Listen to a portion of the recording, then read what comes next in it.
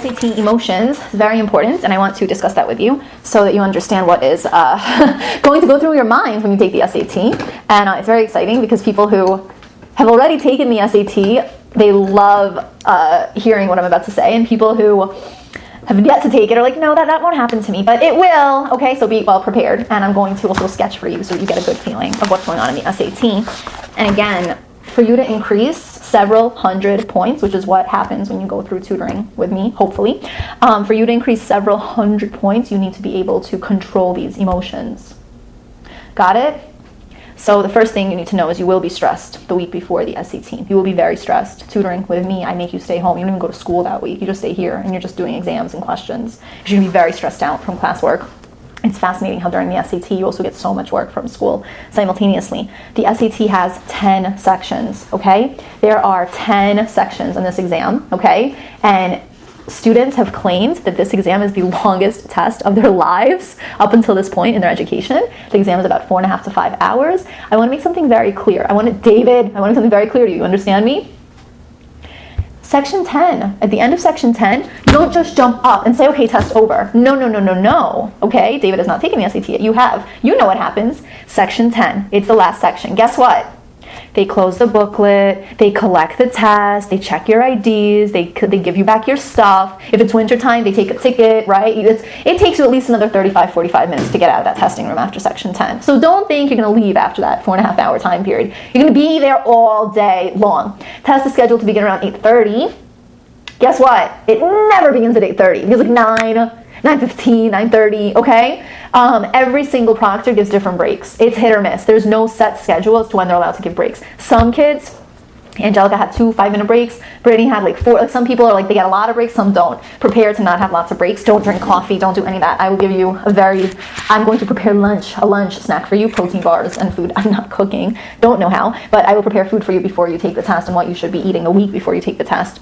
Fascinating. There are 10 sections to the SAT, right? 10 sections, as I was saying. Section 1 is the essay, okay? This is very, very important. You need to pay attention. You have 25 minutes for this essay.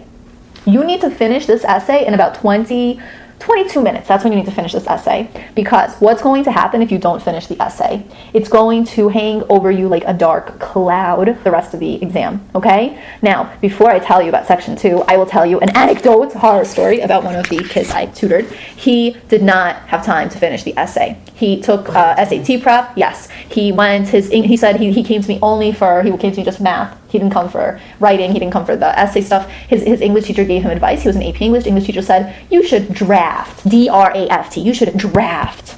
You don't have time to draft, okay? You understand me? You don't have time to draft, okay? You have 25 minutes. You crazy? You're writing an essay in 25 minutes. You're going to go drafting stuff, okay? You need to finish the essay. What did he do? He spent 15, 20 minutes drafting. They announced 5 minutes. And he wrote a paragraph. And guess what? Time's up. Time was up. He had to move on to the next section. There were proctors all around the room. You can't move back. And he went on to section 2. And guess what he was thinking about in section 2? He was thinking about section 1. Oh my God, I bombed the essay. He used more creative wording. He went to section 3. Oh my God, I bombed the essay. He went to section 4. Oh my God, I bombed the essay. Section 5. Oh my God, I bombed the essay. To make a long story short, he wound up taking the exam again. Okay? Don't let that happen to you, okay? Don't study for months to just screw up right away from section 1 in this essay. So make sure you're done with this essay. This essay is not hard. I'll go over it with you. Don't worry. There's plenty of audio. There's plenty of lessons. I'm going to go over essay with you. 4 paragraphs.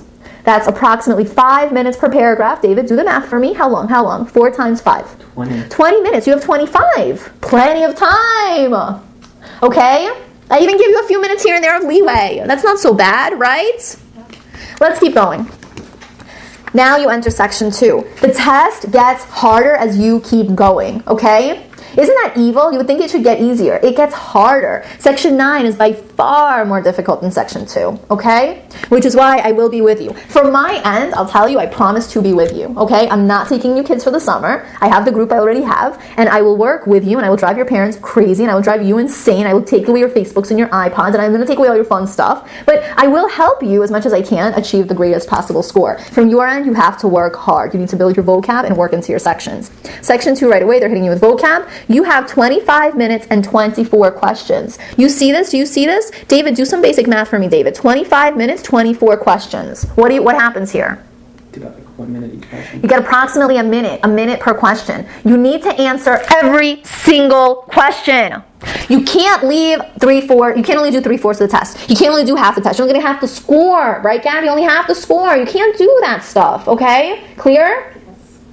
Don't do it. There are other test prep companies and they tell you, oh, do 75% of the test. It's not a big deal. It's a big deal. Out of a 1,600, you only do 75% of the test, you're gonna get 1,200. 3/4 of that test. And you know what happens when the highest possible score you can get is a 75? You're gonna get a 60, okay? You understand? Yeah.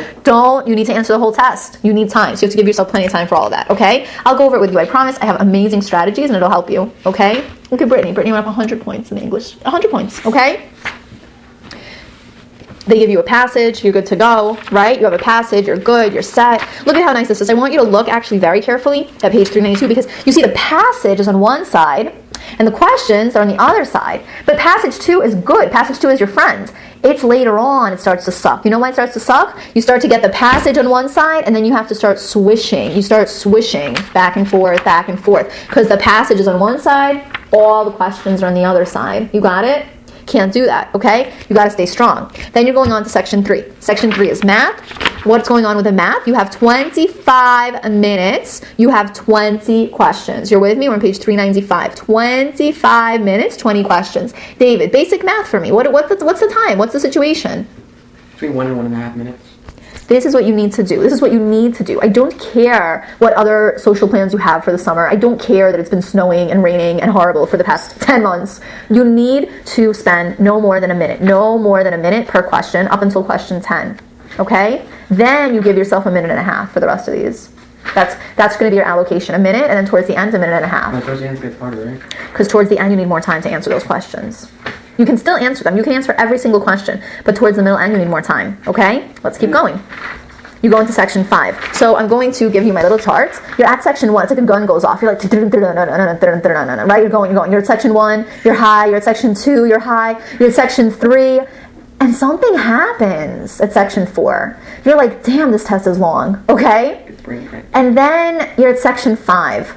Section 5, you're going down because you're like smack in the middle of that test, and like you can't see the ends. Everyone tells me, as you know, I'm a lawyer, and everyone told me in law school, they're like, the hardest year is the second year of law school because law school is 3 years, and the first year it's like you're starting and you're like, yay, I'm in school and I'm gonna be a lawyer, and then the third year it's like, oh, I'm getting the hell out of here, I'm so happy. But it's that second year, you're like, God, I'm here forever. Like you really feel that second year, okay?